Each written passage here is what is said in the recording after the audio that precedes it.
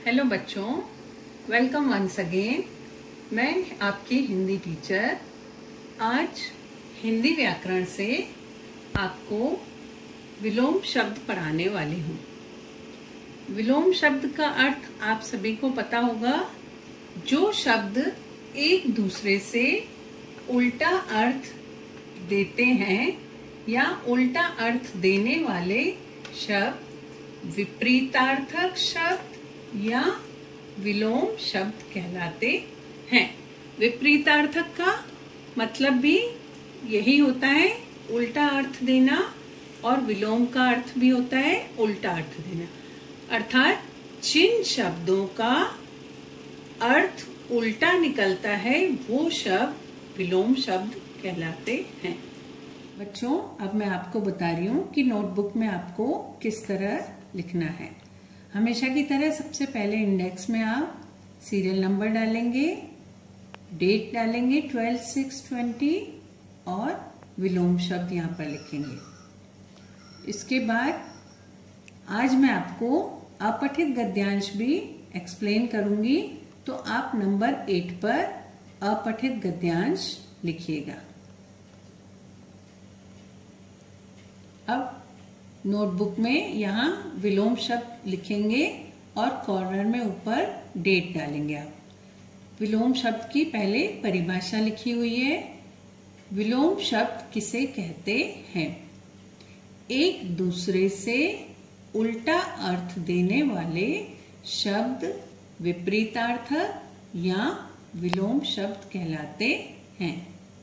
अब यहाँ पर 10 विलोम शब्द लिखवा रही हूं मैं, जिनको आप इसी तरह से अपनी नोटबुक में लिखिएगा।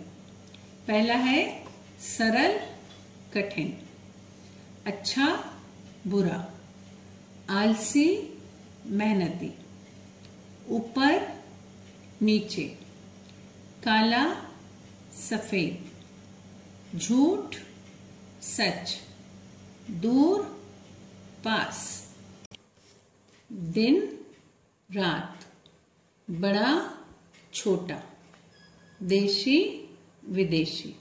ये 10 है। इसी तरह से आप अपनी नोटबुक में लिखिएगा। बच्चों, अभी मैंने आपसे कहा था कि मैं आपको अपठित गद्यांश भी एक्सप्लेन करने वाली हूँ। अपठित गद्यांश का अर्थ होता है वह गद्यांश जिसको हमने पहले कभी न पढ़ा हो,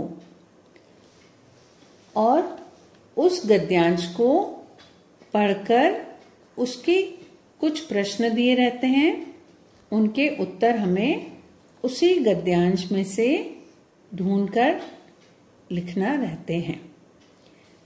उसी को अपठित गद्यांश कहते हैं।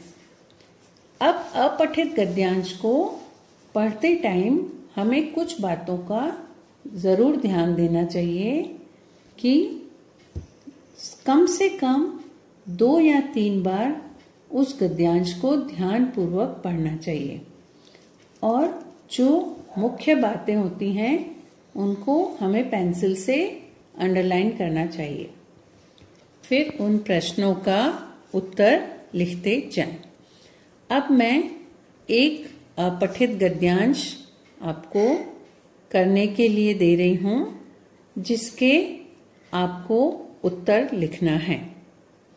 आप अपनी नोटबुक में इस अपठित गद्यांश को ध्यान पूर्वक पढ़कर उसके उत्तर लिखिएगा।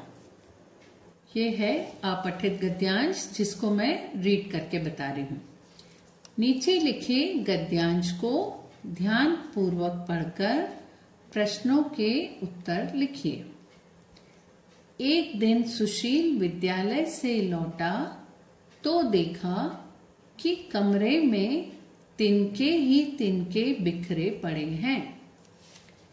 एक चिड़िया घोंसला बना रहे थे।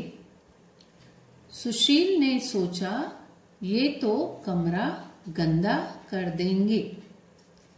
उसने बस्ता एक ओर रखा और चिड़िया को उड़ाने लगा। तभी उसकी नजर गांधी जी की तस्वीर पर पड़ी। उसके हाथ रुक गए। उसे लगा जैसे गांधी जी कह रहे थे, किसी का घर उजाड़ना ठीक नहीं। रह लो पर कमरा गंदा मत करना। यह किसने कहा? सुशील ने चिड़ा और चिड़िया से। तभी उसके पिताजी कमरे में आ गए। किससे बात कर रहे हो? उन्होंने पूछा।